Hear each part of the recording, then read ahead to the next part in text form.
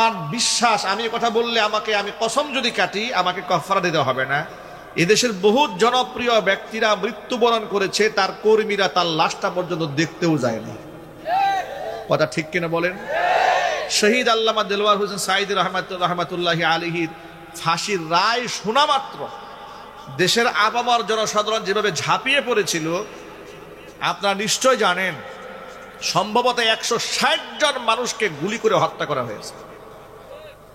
আপনি চিন্তা করেন একটা মানুষের ভালোবাসায় কতটুকু আসক্ত হলে 160 জন মানুষ অকাতরে জীবন দিতে পারে। বাংলাদেশের ইতিহাসে কোনো ব্যক্তির জন্য এতগুলো মানুষ জীবন দিয়ে দিয়েছে পৃথিবীর ইতিহাসে দেখাতে পারবে না, বাংলাদেশে দেখাতে পারবে না। ঠিক কিনা যেন বলেন? আল্লাহর ওলি যারা, সে সমস্ত ব্যক্তিরা বাতিলকে কখনো ভয় করে না। শিরিক এবং বেদাতের বিরুদ্ধে তিনি একেবারে কঠিন ভাষায় মানুষের সামনে কোরআন সুন্নাহ তুলে ধরতেন।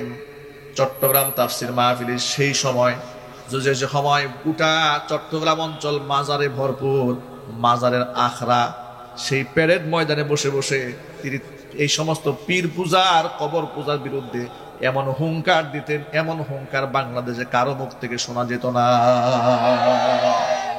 ঠিক কিনা বলেন? শিরিক এবং বেদাতের বিরুদ্ধে গর্জে উঠেছিলেন। আল্লাহ তাআলা তবাকাত কোথায় বাড়িয়ে দিয়েছে। সুবহানাল্লাহ কর, আরো যেরকম সুবহানাল্লাহ। আমার মনে আছে আমি ফুলপুর ময়মনসিংহে একটা মাহফিল করতে গেলাম, এক বড় পুলিশের ঊর্ধ্বতন কর্মকর্তার দাওয়াতে।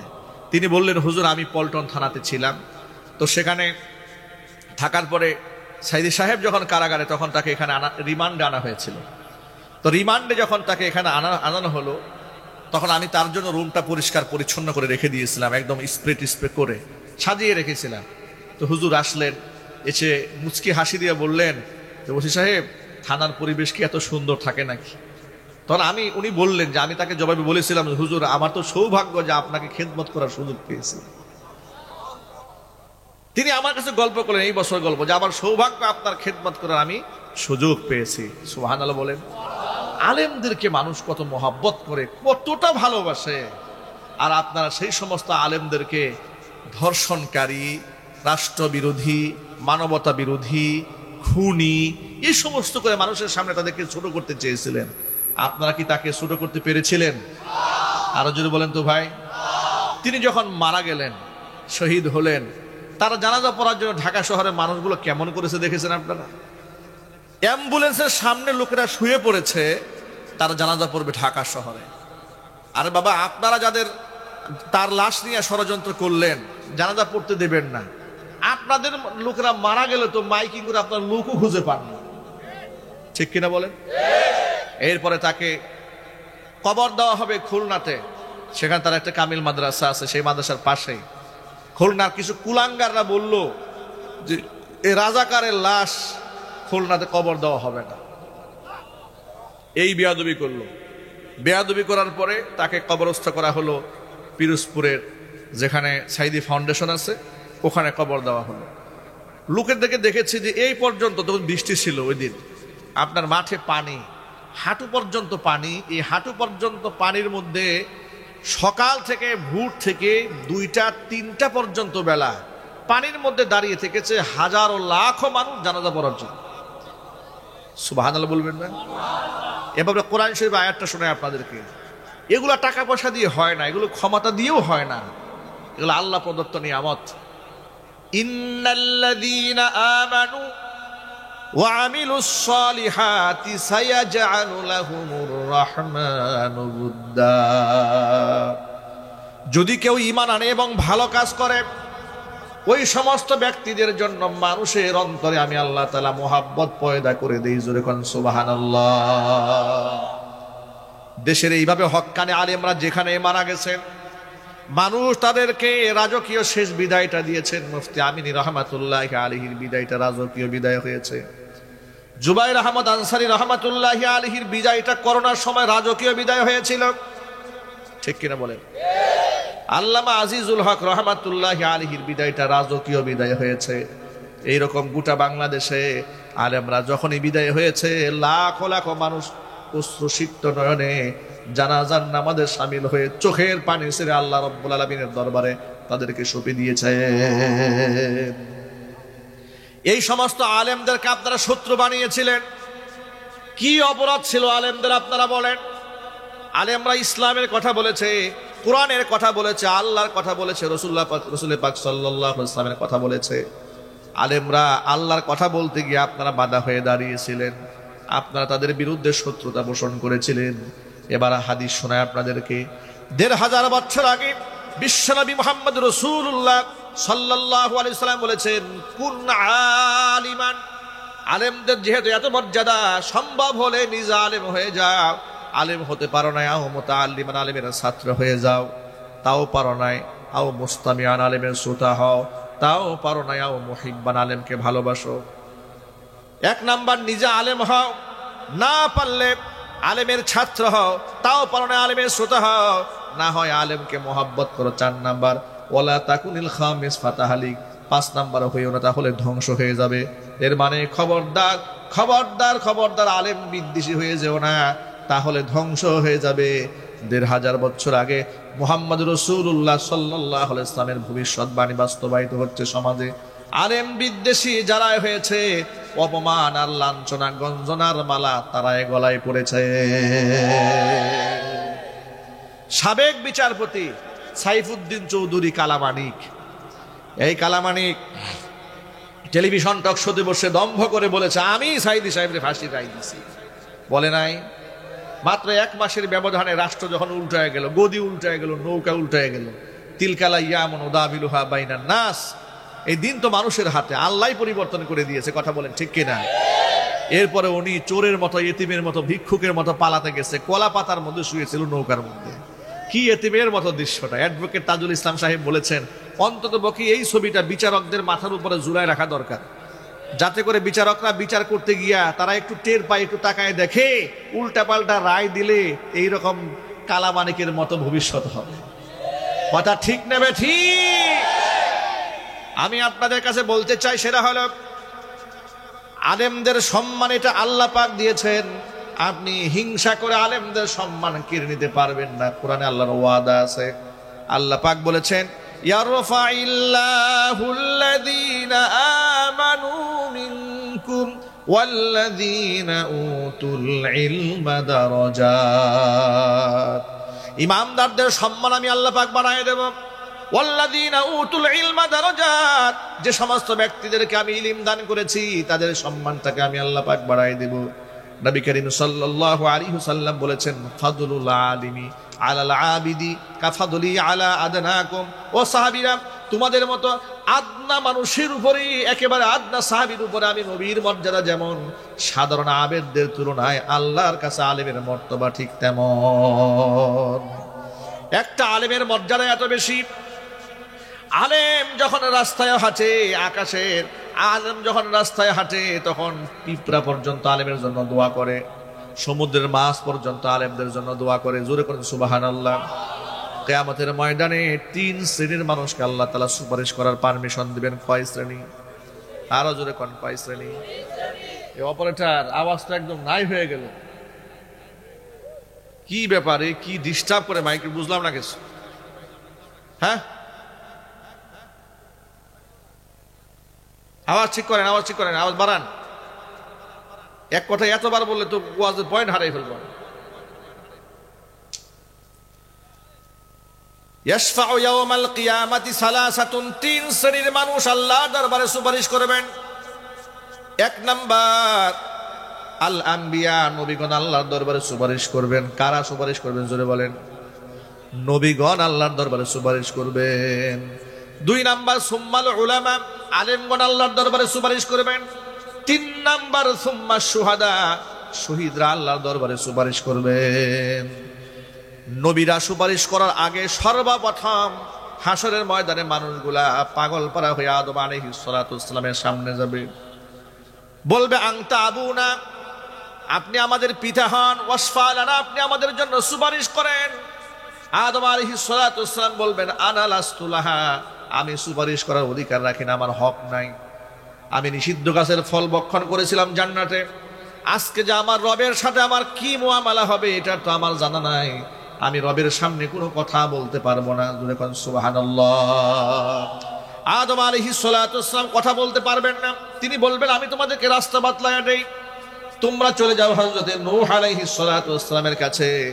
নূহ আলাইহিস সালাতু ওয়াসসালামের কাছে লোকেরা যাবে, গিয়া বলবে ইশফা লানা, আপনি আমাদের জন্য একটু সুপারিশ করেন। নূহ আলাইহিস সালাতু ওয়াসসালাম একই ভাষায় বলবেন আনা লাস্তু লাহা, আমি এর উপযুক্ত নই, আমি আজকে আল্লাহর সামনে কথা বলার কোনো সাহস আমার নাই। আমি আমার উম্মতের জন্য বদদুয়া করে দিয়েছিলাম, অসংখ্য মানুষদেরকে আল্লাহ রাব্বুল আমিন পানির নিচে চুবাই মেরেছিলেন। আজকে যে আমার রবের সাথে আমার কি মুআমালা হয় আমার জানা নাই। আমি তোমাদেরকে পরামর্শ দেই, তোমরা চলে যাও হযরতে ইব্রাহিম আলাইহিস সালাতু ওয়াসসালামের কাছে, তিনি জাতির পিতা হন। জোরে বলুন সুবহানাল্লাহ। ইব্রাহিম আলাইহিস সালাতু ওয়াসসালামের কাছে তারা যাবেন। ইব্রাহিম আলাইহিস সালাতু ওয়াসসালাম বলবেন আনা লাস্তু লাহা, আমি কথা বলতে পারবো না, আমি আল্লাহর সামনে আজকে কথোপকথন করতে পারবো না, তোমাদের পরামর্শ দিয়ে দিই, তোমরা চলে যাও হযরত নবী মূসা কালিমুল্লাহর সাথে, তিনি আল্লাহর সাথে কথা বলেছেন, তার মর্যাদা আছে।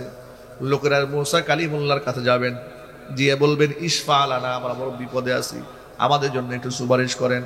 মূসা কালিমুল্লাহ একই ভাষায় বলবেন আনা লাস্তু লাহা, আমি এর হক রাখি না, আমি আল্লাহর সামনে আজকে কথা বলতে পারবো না। তোমরা চলে যাও ঈসা আলাইহিস সালাতু ওয়াসসালামের কাছে, রূহুল্লাহি ওয়া কালিমাতুহু, সে আল্লাহ পাকের রূহ, পিতার ওরস ছাড়া মাতৃগর্ভে আল্লাহ পাক তাকে সৃষ্টি করেছেন, তার ভিন্ন একটা মর্যাদা আছে। লোকেরা দৌড়ায় ঈসা আলাইহিস সালাতু ওয়াসসালামের কাছে গিয়ে বলবেন ইশফা লানা, তিনি বলবেন আনা লাস্তু লাহা, আমি তো সুপারিশ করার উপযুক্ত নই, তবে তোমাদেরকে রাস্তা দেখিয়ে দেই, তোমরা চলে যাও দু জাহানের বাদশা ইমামুল মুরসালিন রাহমাতুল লিল আলামিন খাতামুল আম্বিয়া নবিয়ুনা মুহাম্মদুর রাসূলুল্লাহ সাল্লাল্লাহু আলাইহি ওয়াসাল্লামের কাছে চলে যাও, তিনি একমাত্র এর হক রাখেন। হাসরের ময়দানে মানুষগুলো একদিকে ঝুঁকে পড়বে, আল্লাহর নবী সাল্লাল্লাহু আলাইহি ওয়াসাল্লামের সামনে এসে বলবেন ইশফা লানা, আপনি আমাদের জন্য সুপারিশ করেন। নবীজি সাল্লাল্লাহু আলাইহি ওয়াসাল্লাম তখন বলবেন আনা লাহা, আনা লাহা, নিশ্চয়ই আমি এর হক রাখি। জোরে কোন সুবহানাল্লাহ, নিশ্চয় আমি এর হক রাখি। এরপর আল্লাহর নবী মাকামে মাহমুদে সিজদায় পড়ে কান্নায় ভেঙে পড়বেন, আর আল্লাহর এমন সুন্দর সুন্দর প্রশংসা করবেন। নবীজি বলেন এমন শব্দে প্রশংসা সেদিন আমি আল্লাহর পাকের করব যে শব্দগুলো এই মুহূর্তে আমার জানা নাই। কিয়ামতে আল্লাহ তাআলা ইলহাম করে আমার অন্তরের মধ্যে ঢেলে দেবেন, ইলহামকৃত সুন্দর সুন্দর শব্দমালা দিয়া আমি আমার রবের প্রশংসা করব। একটা হচ্ছে শাফাআতে কুবরা, আর হচ্ছে শাফাআতে সুগরা। প্রথম সুপারিশ বিচার কার্য শুরু করার জন্য আল্লাহর কাছে নবীজি করবেন, আল্লাহ পাকের কাছে দোয়া মঞ্জুর হবে, সুপারিশ কার্য শুরু হয়ে যাবে। অসংখ্য মানুষদেরকে আল্লাহ পাক বিনা হিসেবে জান্নাত দেওয়ার জন্য হুজুরকে বলবেন ইয়া মুহাম্মদ আদখিল মিন উম্মাতিকা মান লা হিসাবা আলাইহিম মিন বাবিল আইমান, আইমান নামক দরজা দিয়ে আপনি আপনার উম্মতের ওই সমস্ত ব্যক্তিদেরকে জান্নাতে ঢুকায় দেন যাদের কোনো হিসাব হবে না, বিনা হিসেবে তারা জান্নাতে চলে যাবে। জোরে বলেন সুবহানাল্লাহ। অসংখ্য ব্যক্তিদেরকে আল্লাহর নবী নিজে বাছাই করে জান্নাতে ঢুকায় দেবেন। আল্লাহর হাবিব সাল্লাল্লাহু আলাইহি ওয়াসাল্লাম দেখতে পাবেন তার উম্মতের অনেক মানুষ জাহান্নামের মধ্যে চলে গেছে গুনাহ করার কারণে। নবীজি সিজদায় পড়ে এমন ভাবে কান্না শুরু করবেন, আল্লাহ পাক বলবেন ও আমার হাবিব ইয়া মুহাম্মদ ইরফা রাসাক, মাথা উঠান, ওয়াকুল ইউসমা, আপনি যা বলবেন বলেন আজকে আপনার কথা শোনা হবে। ওয়াসাল, তো আপনি আজকে চান আপনাকে দেওয়া হবে। ওয়াশফা তুশাফা, আপনি সুপারিশ করুন আপনার সুপারিশ মঞ্জুর করা হবে। নবী করিম সাল্লাল্লাহু আলাইহি ওয়াসাল্লাম মাথা উঁচা করে আল্লাহকে বলবেন রব্বুল আলামিন, আমার উম্মতের অসংখ্য মানুষগুলা জাহান্নামের মধ্যে পড়ে আছে।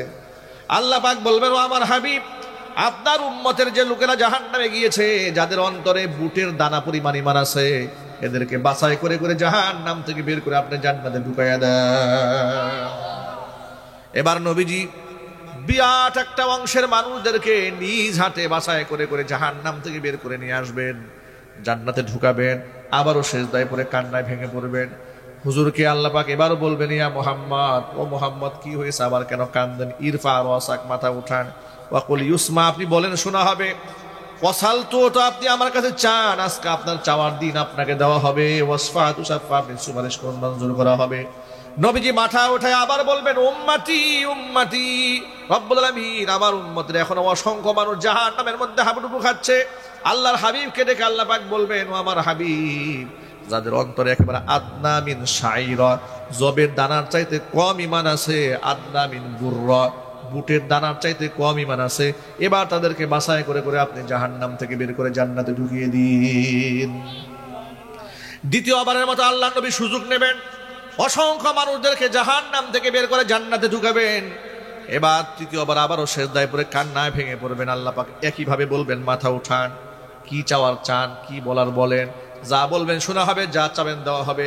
নবীজি সাল্লাল্লাহু আলাইহি সাল্লাম বলবেন, রব্বুল আলামিন এখনো পর্যন্ত উম্মতের বিরাট একটা অংশের মানুষ জাহান্নামে আছে। আল্লাহ পাক বলবেন, ও আমার হাবিব, আদনা মিন শাইরা, একেবারে বুটের দানার চাইতে কম, তার চাইতে কম ঈমান যাদের অন্তরে আছে, এদেরকে বাছাই করে আপনি জাহান্নাম থেকে মুক্ত করে জান্নাতে নিয়ে যান। আল্লাহ নবী সাল্লাল্লাহু আলাইহি ওয়াসাল্লাম অসংখ্য মানুষকে নিজ হাতে বাছাই করে জাহান্নাম থেকে বের করে জান্নাতে ঢুকাই দিবেন। জোরে কোন আল্লাহু আকবার। কয়বার হলো জোরে বলেন, আরো জোরে বলেন। এবার চতুর্থবার আবারও সিজদায় পড়ে কান্না ভেঙে পড়বেন। তিনবার আল্লাহর কাছ থেকে সুযোগ পেয়েছেন, একটা বার নিজের জন্য কিছু চাইলেন না, ছেলের জন্য চান নাই, মেয়ের জন্য চান নাই, পরিবারের জন্য কিছু চাইলেন না, আহলে বাইতের সদস্যদের জন্য কিচ্ছু চাইলেন না। এবার নবীজি কান্নায় ভেঙে পড়লেন। এবার আপনারা বলেন তো, নিজের জন্য কিছু চাওয়ার দরকার আছে না নাই? পরিবারের জন্য চাওয়ার দরকার আছে না নাই? কিন্তু আল্লাহ নবী সাল্লাল্লাহু আলাইহি ওয়াসাল্লাম একটিবারের জন্য চান নাই। মাথায় বার উঠালেন, আবার বললেন, কি চাবেন চান, আপনাকে দেওয়া হবে। নবীজি আবার শেষবারের মতো আবদার, শেষবার আবদারের ক্ষেত্রেও নিজের জন্য কিচ্ছু চাইলেন না, পরিবারের সদস্যদের জন্য কিছু চাইলেন না। হাসান এবং হুসাইন রাদিয়াল্লাহু তাআলা আনহুমা, তাদের জন্য কিচ্ছু চাইলেন না। কলিজার টুকরা ফাতেমার জন্য কিচ্ছু চান নাই, খাদিজার জন্য কিছুই চান নাই। নবীজি সাল্লাল্লাহু আলাইহি ওয়াসাল্লাম এবার বললেন, রব্বুল আলামিন আপনার কাছে আমার শেষ চাওয়া, আমি এই মুহূর্তে আপনার কাছে আবদার জানাচ্ছি, আমি দেখতে চাই না কার অন্তরে কতটুকু ঈমান আছে, কি পরিমাণ ঈমান আছে, আমি দেখতে চাই না। শুধুমাত্র গোটা জীবনে একটা বার শুধু লা ইলাহা ইল্লাল্লাহ মুখের মধ্যে উচ্চারণ করেছে এমন মানুষ যারা জাহান্নামে আছে, আল্লাহ আপনি আমার পারমিশন দেন, ওই মানুষগুলাকে আমি জাহান্নাম থেকে বের করে জান্নাতে ঢুকিয়ে দেই। আল্লাহ রাব্বুল আলামিন আল্লাহর হাবিবকে থামাই দিবেন, মুহাম্মদ সাল্লাল্লাহু আলাইহি ওয়াসাল্লাম আপনি থেমে যান। আপনি যত আবদার করেছেন সব আবদার পূর্ণ করা হয়েছে, কোন আবদার আপনার অপূর্ণ রাখা হয় নাই। আপনার সাথে আমার ওয়াদা আছে, ইন্না সানুরদিকা ফি উম্মাতিকা ওয়ালা নাসুকা, আপনার উম্মতের ব্যাপারে আপনাকে আমি সন্তুষ্ট করেই ছাড়বো। আপনার উম্মতের ব্যাপারে আপনার অন্তরের মধ্যে আমি কোনো কষ্ট রেখে দেব না। ওয়া ইজ্জাতি ওয়া জিবরিয়াই ওয়া কুদরতি, আমি আমার ইজ্জতের কসম করে বলছি, আমি আমার রাজত্বের কসম করে বলছি, আমি আমার ক্ষমতার কসম করে বলছি, লা উখরিজান্না মান ক্বালা লা ইলাহা ইল্লাল্লাহ, গোটা জীবনে একটিবার শুধু যারা লা ইলাহা ইল্লাল্লাহ মুখে উচ্চারণ করেছে বিশ্বাসের সাথে, ওই সমস্ত ব্যক্তিদেরকে আপনি নন, আমি আল্লাহ নিজ দায়িত্বে জাহান্নাম থেকে বের করে জান্নাতে ঢুকিয়ে দেব। আমার প্রিয় ভাইরা, আল্লাহর নবী সাল্লাল্লাহু আলাইহি ওয়াসাল্লাম আমাদেরকে এত মোহাব্বত করেন আর এতটাই ভালোবাসেন যে সুযোগ যতবার পাবেন শুধু আমাদের জন্যই চাবেন।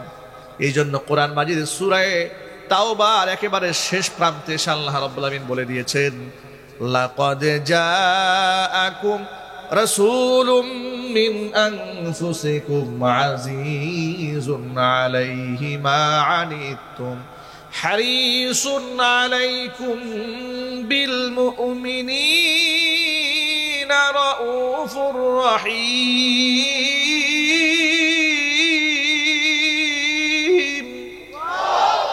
আল্লাহ পাক বলেন, লাকাদ জাআকুম রাসূলুম মিন আনফুসিকুম, তোমাদের ভেতর থেকে এসেছে তোমাদের কাছে এমন একজন রাসূল, আজিজুন আলাইহি মা আনিতুম, তোমাদের কষ্ট যিনি সর্বাধিক কষ্ট পান, হারিসুন আলাইকুম আলা হিদায়াতিকুম, যিনি তোমাদের হিদায়াতের জন্য বড় আকাঙ্ক্ষা পেশ করেন, বিল মুমিনিনা রাউফুর রহিম, ঈমানদারদের জন্য যিনি পরম দয়ালু, অত্যন্ত মায়া মমতায় ভরপুর যার অন্তর, তিনি হচ্ছেন আমার আপনার কলেজার টুকরা নবী, নয়নমণি বিশ্ব নবী মুহাম্মাদুর রাসূলুল্লাহ সাল্লাল্লাহু আলাইহি ওয়াসাল্লাম।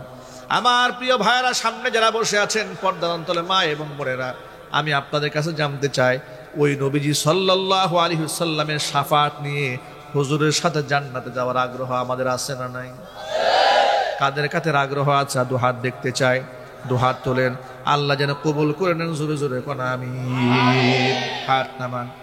যদি নবীজির সাথে জান্নাতে যেতে চান, আল্লাহর হাবিব রাহমাতুল লিল আলামিন রাবিআ রাদিয়াল্লাহু তাআলা আনহু গভীর রজনীতে তার জন্য উজুর পানি এগিয়ে দিয়েছিলেন।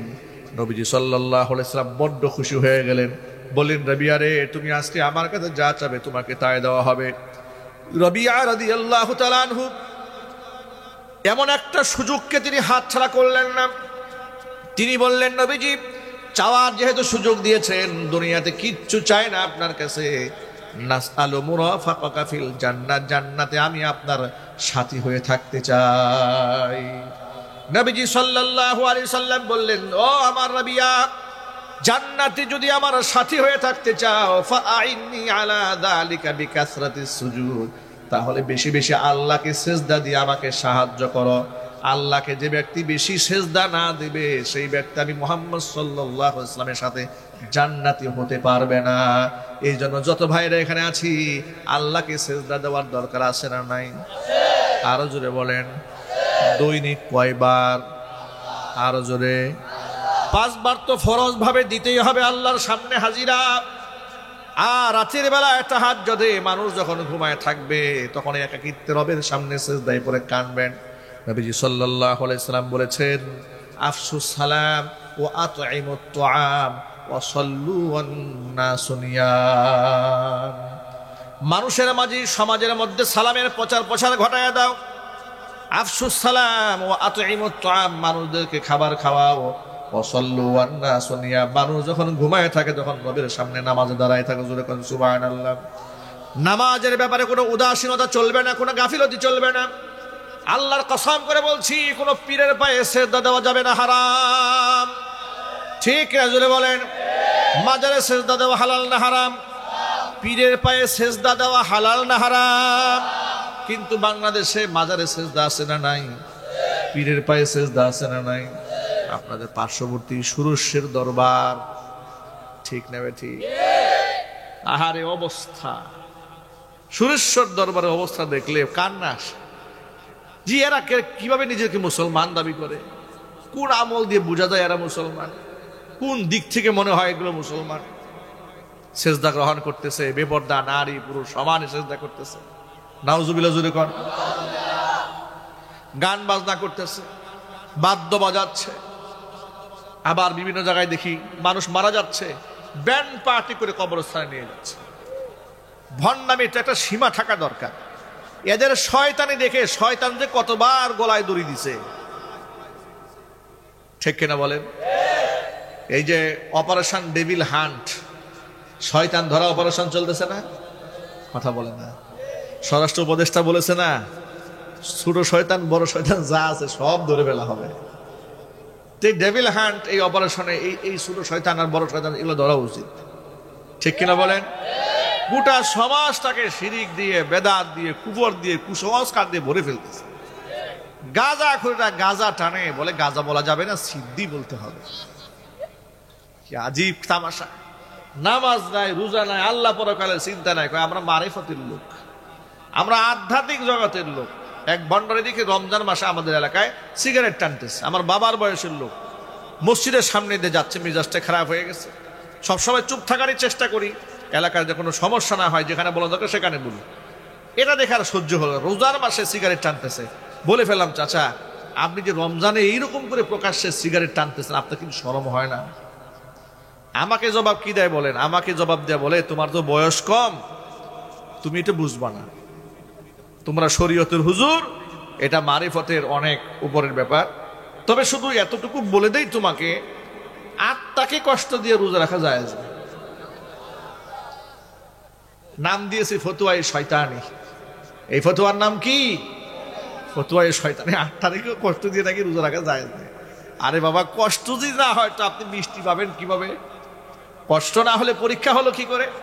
আপনার তৃষ্ণা লাগতেছে, আপনি খাচ্ছেন না, রবের হুকুমের সামনে মাথা নত করে দিয়েছেন। আল্লাহু আকবার বলেন।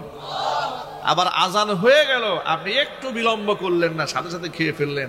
মানে সুবহানাল্লাহ, আল্লাহ পাকের হুকুমের দৃশ্যটা আর আমাদের বাস্তবায়ন করার দৃশ্যটা কি এরকম হয়ে যাচ্ছে। হালাল জিনিস আল্লাহ বলেছেন বান্দা খাবি না, আমরা না খেয়ে বসে আছি। আজান হয়ে গেল, আল্লাহ পাক কেমন যেন বলে বান্দা তাড়াতাড়ি খা, আমরা তাড়াহুড়া করে খাওয়া শুরু করলাম। কোন আল্লাহু আকবার। এই জন্য নবী করিম সাল্লাল্লাহু আলাইহি সাল্লাম বলেছেন, এই উম্মত ততদিন পর্যন্ত কল্যাণ থেকে বঞ্চিত হবে না যতদিন পর্যন্ত সে দ্রুত ইফতার করবে। ইফতারে বিলম্ব করা যাবে না। টাইম হয়েছে, মনে মনে ভাববেন সারাদিন তো না খাইছিলাম, আধা ঘন্টা পরেই খাই, অসুবিধে না। যখন হুকুম এসেছে তখনই খাইতে হবে, যখন হুকুম এসেছে তখনই খাওয়া বন্ধ করিতে হবে। চিল্লায় করে আল্লাহু আকবার। রমজানের রোজা কি সবগুলো রাখবেন তো ইনশাল্লাহ? নাকি আত্মারে কষ্ট দিয়ে রোজা রাখা জায়েজ নাই, সেই গ্রুপে যাবেন? তারাবির নামাজ পড়বেন তো ইনশাল্লাহ? কয় রাকাত? কারা কারা পড়বেন হাত দেখি এবার। তারাবির নামাজে কি খতমে কোরআন পড়বেন না সূরা তারাবি পড়ে পালাইবেন? মাশাআল্লাহ, খতম পড়েন তো? খতম তারাবির মধ্যে একটা মজা আছে না? আরো জোরে। আমি 2001 সাল থেকে 2020 টানা 20 বছর খতমে তারাবি ধারাবাহিক পড়েছি আলহামদুলিল্লাহ। এখনো মাঝে মাঝে পড়ায়, এখন তো ব্যস্ততা বেড়ে গেছে, বয়স হয়ে গেছে, এখন একটু কম পড়ায়, কিন্তু পড়ায়। এর মধ্যে আলাদা একটা মজা আছে। 2004 সালে ধানমন্ডি জামে মসজিদে আমি খতমে তারাবি পড়াতাম। 300 হাফেজ সাহেব ইন্টারভিউ দিয়েছিল, ওখানে ফার্স্ট ক্লাস ফার্স্ট হয়েছিল, মনে আছে। আমাকে যখন সিলেক্ট করে শুধু সূরা ফাতিহা পড়ে, মনে করে এত হাফেজ সবার তো পড়াশোনা সম্ভব না, এখন বাছাই করবে কি হবে? পরীক্ষক যারা মুমতাহিন যারা ছিলেন তারা সিদ্ধান্ত নিলেন প্রথমে সবার কাছ থেকে শুধু সূরা ফাতিহা শোনা হবে। কি শোনা হবে? শুধু সূরা ফাতিহা, আর কিছু জিজ্ঞেস করা হবে না। ফাতিহা যদি পছন্দ হয় এরপরে ইন্টারভিউ হবে, না ইন্টারভিউ হবে না। মোটামুটি ফাতিহা পড়তে গিয়ে 200 বাদ হয়ে গেছে। আর আমি ফাতিহা পড়ার আগে শুধু আউযু বিল্লাহি মিনাশ শাইতানির রাজিম আর বিসমিল্লাহির রহমানির রহিম পড়ার পরে আমাকে সিলেক্ট করে বলে আপনি এই পাশে বসেন। শুধু একটু বলেছিলাম আউযু বিল্লাহি মিনাশ শাইতানির রাজিম বিসমিল্লাহির রহমানির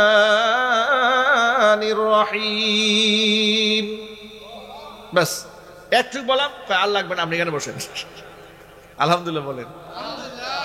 তারাবি নামাজে ছোট ছোট ছেলেরা আসতো। একটা ছেলের নাম ছিল তাওসিফুর রহমান, সম্ভবত ক্লাস 6-এ পড়তো। একদিন আমাকে এসে বলে, হুজুর তারাবির নামাজটা আজকে একটু তাড়াতাড়ি পড়াবেন। আমি বললাম কারণ? নামাজ তো বাদ দিতে মনে চায় না, আপনি যে নামাজ পড়ান নামাজ বাদ দিতে মন চায় না, কিন্তু 9টা বাজে একটা নাটক আছে, নাটক দেখতে মন চাচ্ছে, কোরআন তেলাওয়াত বাদ দিতে মন চাচ্ছে না, তো মুশকিল হয়ে গেছে, একটু তাড়াতাড়ি পড়ানো যায় কিনা। নামাজের তেলাওয়াতের মজা থাকলে আর এর রুহটা, এর মজাটা যারা একবার বুঝেছে, কোরআনের আকর্ষণ যারা একবার ধরেছে, পৃথিবী একদিকে কোরআন একদিকে, ঠিক কেন জোরে বলেন? কোরআনের বাণী যে আল্লাহ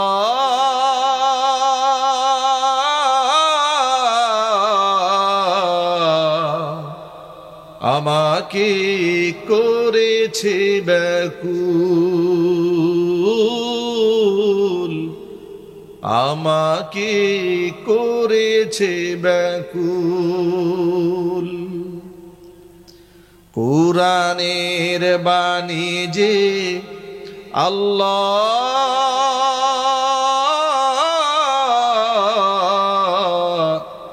আমাকে করেছে ব্যাকুল,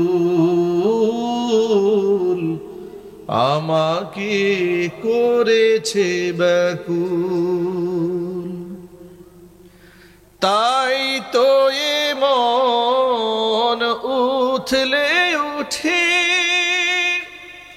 প্রাণ আমার হয় যে আকুল, আমাকে করেছে ব্যাকুল, আমাকে করেছে ব্যাকুল। সকল যুগের মানুষ জানে কি মহিমা আল কুরআনে। সকল যুগের মানুষ জানে কি মহিমা আল কুরআনে।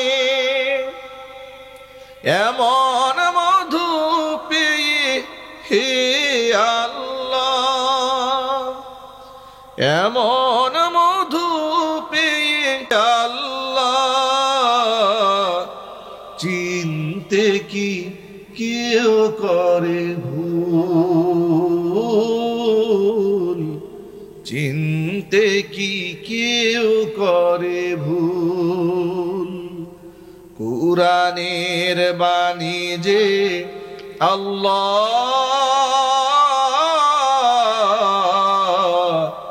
আমাকে করেছে ব্যাকুল, আমাকে করেছে ব্যাকুল। তাই তো এমন উথলে উঠে প্রাণ আমার হয় যে আকুল, আমাকে করেছে ব্যাকুল, আমাকে করেছে ব্যাকুল, আমাকে করেছে ব্যাকুল।